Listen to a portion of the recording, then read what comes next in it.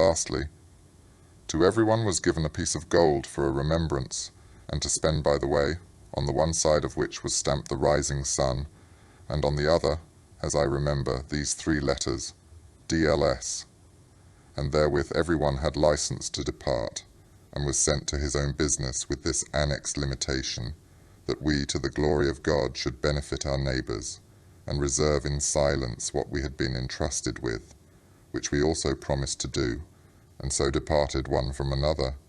But because of the wounds which the fetters had caused me, I could not well go forward, but halted on both feet, which the matron presently espying, laughing at it, and calling me again to her, said thus to me, My son, do not let this defect afflict you, but call to mind your infirmities, and therewith thank God, who has permitted you even in this world, and in your state of imperfection, to come into so high a light, and keep these wounds for my sake.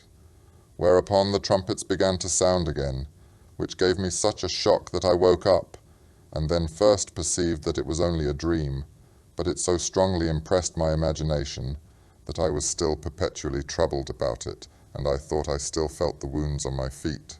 Howbeit, by all these things I understood well that God had vouchsafed that I should be present at this mysterious and bidden wedding, wherefore, with childlike confidence, I returned thanks to his divine majesty, and besought him that he would further preserve me in fear of him, that he would daily fill my heart with wisdom and understanding, and at length graciously, without deserting me, conduct me to the desired end. Hereupon I prepared myself for the way, put on my white linen coat, girded my loins with a blood-red ribbon bound crossways over my shoulder. In my hat I stuck 4 red roses, so that I might sooner be noticed amongst the throng by this token. For food I took bread, salt, and water, which by the counsel of an understanding person I had at certain times used, not without profit, in similar occurrences. But before I left my cottage, I first, in this my dress and wedding garment, fell down upon my knees, and besought God that in case such a thing were, he would vouchsafe me a good issue. And thereupon, in the presence of God, I made a vow that if anything through his grace should be revealed to me, I would employ it to neither my own honour nor my own authority in the world, but to the spreading of his name and the service of my neighbour. And with this vow and good hope, I departed out of my cell with joy.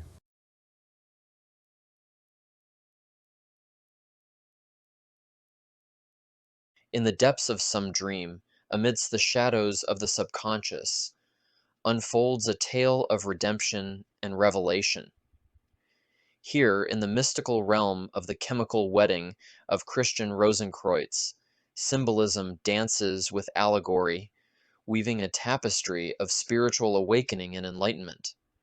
Remember, even in the darkest of times, there is always the potential for redemption and enlightenment, waiting to be discovered within. Picture this: an ancient matron, wise and venerable, seated beside her son, their presence commanding attention. They symbolize divine wisdom, guiding our protagonist from the shackles of darkness to the radiance of light.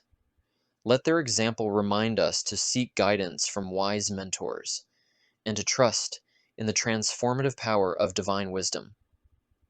And yet, despite the immutable laws of the cosmos, the matron's compassion knows no bounds. With a word, she commands the release of the redeemed, setting them free from their fetters.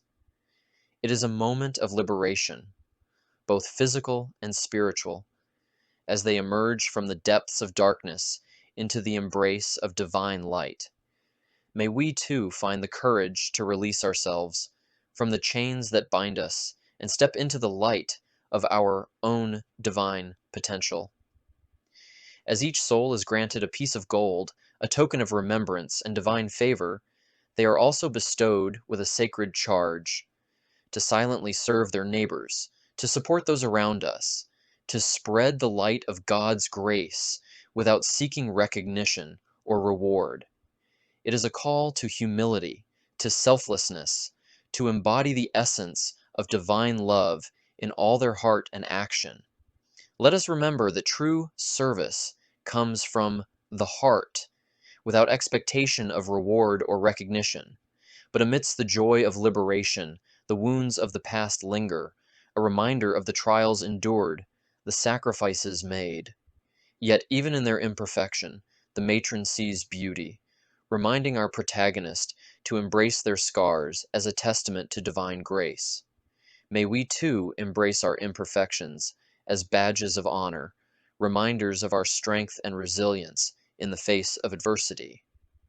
And then, as if heralding a new dawn, the sound of trumpets pierces the air, jolting our protagonist awake from their dream.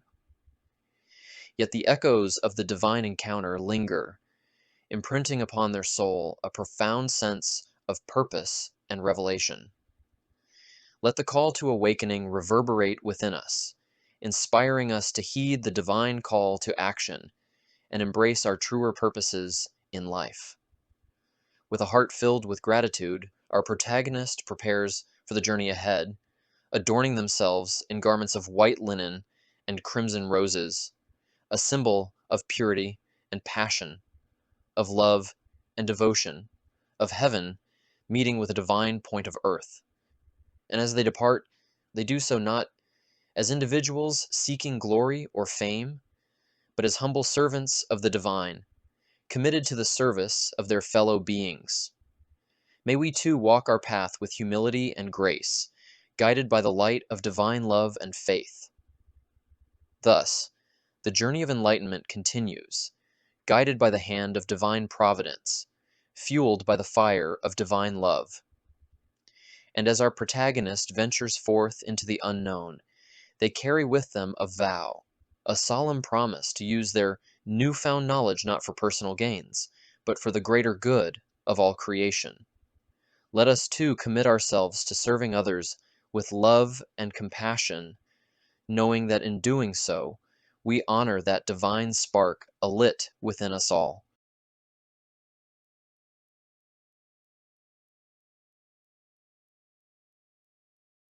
The second day. I had hardly got out of my cell into a forest when I thought the whole heaven and all the elements had already trimmed themselves in preparation for this wedding. For even the birds chanted more pleasantly than before, and the young fawns skipped so merrily that they made my heart rejoice and moved me to sing. Wherefore with a loud voice I thus began, Rejoice, dear bird, and praise thy Maker. Raise bright and clear thy voice. Thy God is most exalted. Thy food he hath prepared for thee to give thee in due season. So be content therewith. Wherefore shalt thou not be glad? Wilt thou arraign thy God that he hath made thee bird? Wilt trouble thy wee head that he made thee not a man? Be still, he hath it well bethought, and be content therewith.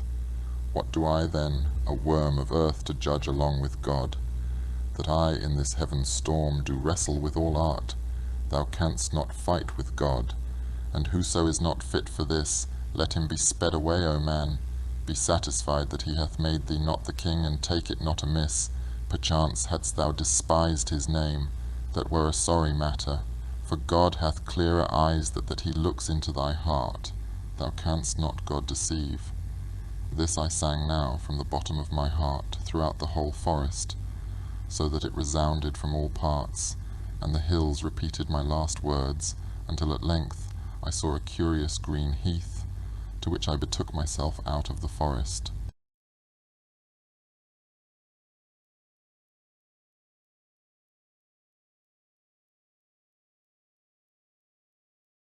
As the second day dawns, Christian Rosenkreutz steps out of his cell into a new forest, alive with anticipation, as if nature itself is preparing for a sacred event.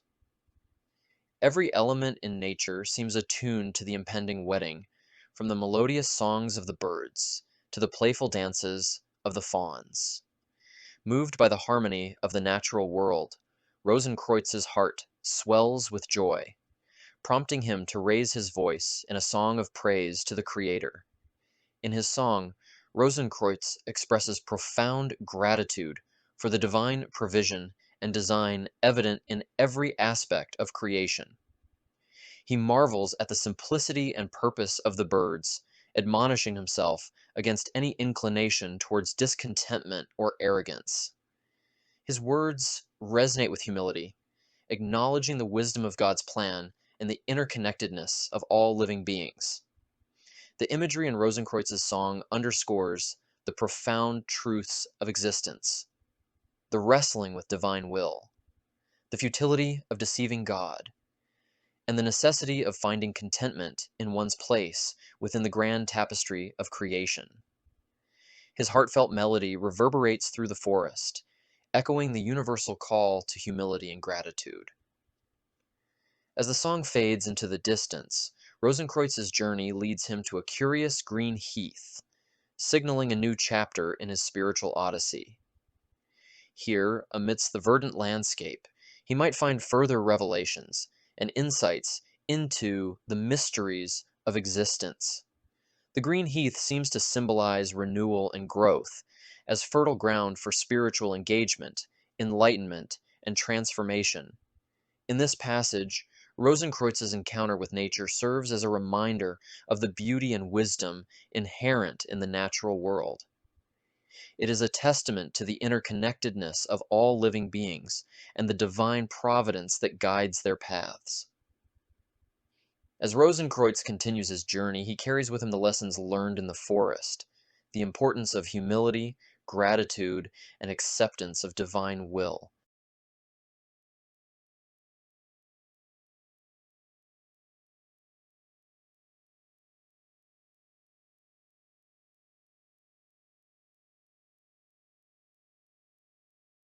Upon this heath stood 3 lovely tall cedars, which by reason of their breadth afforded excellent and desired shade, at which I greatly rejoiced. For although I had not hitherto gone far, yet my earnest longing made me very faint, whereupon I hastened to the trees to rest a little under them.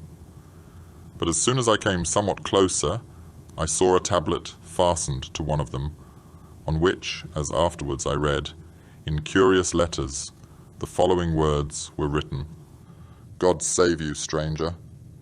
If you have heard anything concerning the nuptials of the king, consider these words. By us, the bridegroom offers you a choice between 4 ways, all of which, if you do not sink down in the way, can bring you to his royal court. The first is short, but dangerous, and one which will lead you into rocky places, through which it will scarcely be possible to pass. The second is longer, and takes you circuitously. It is plain and easy, if by the help of the magnet you turn neither to left nor right. The third is that truly royal way, which through various pleasures and pageants of our king affords you a joyful journey. But this so far has scarcely been allotted to 1 in 1,000. By the fourth, no man shall reach the place, because it is a consuming way, practicable only for incorruptible bodies. Choose now which one you will of the 3, and persevere constantly therein, for know whichever you will enter, that is the one destined for you by immutable fate, nor can you go back in it, save at great peril to life. These are the things which we would have you know. But ho, beware! You know not with how much danger you commit yourself to this way, for if you know yourself to be obnoxious by the smallest fault to the laws of our king, I beseech you, while it is still possible, to return swiftly to your house by the way you came. As soon as I read this writing, all my joy nearly vanished again, and I who before sang merrily, began now inwardly to lament. For although I saw all the 3 ways before me, and understood that henceforward it was vouchsafed to me to choose one of them, yet it troubled me that if I went the stony and rocky way, I might get a miserable and deadly fall, or if I took the long one, I might wander out of it through byways, or be in other ways detained in the great journey. Neither could I hope that I amongst thousands should be the very one who should choose the royal way. I saw likewise the fourth before me, but it was so environed with fire and exaltations that I did not dare draw near it by much, and therefore, again and again, considered whether I should turn back, or take any of the ways before me. I considered well my own unworthiness, but the dream still comforted me that I was delivered out of the tower, and yet I did not dare confidently rely upon a dream, whereupon I was so perplexed in various ways that very great weariness, hunger, and thirst seized me.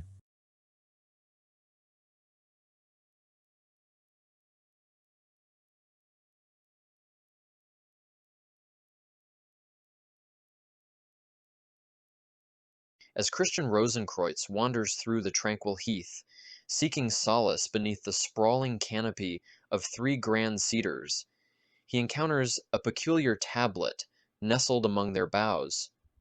Its message, etched in curious letters, speaks of an imminent royal wedding and presents Rosencreutz with a profound choice. 4 divergent paths leading to the regal court.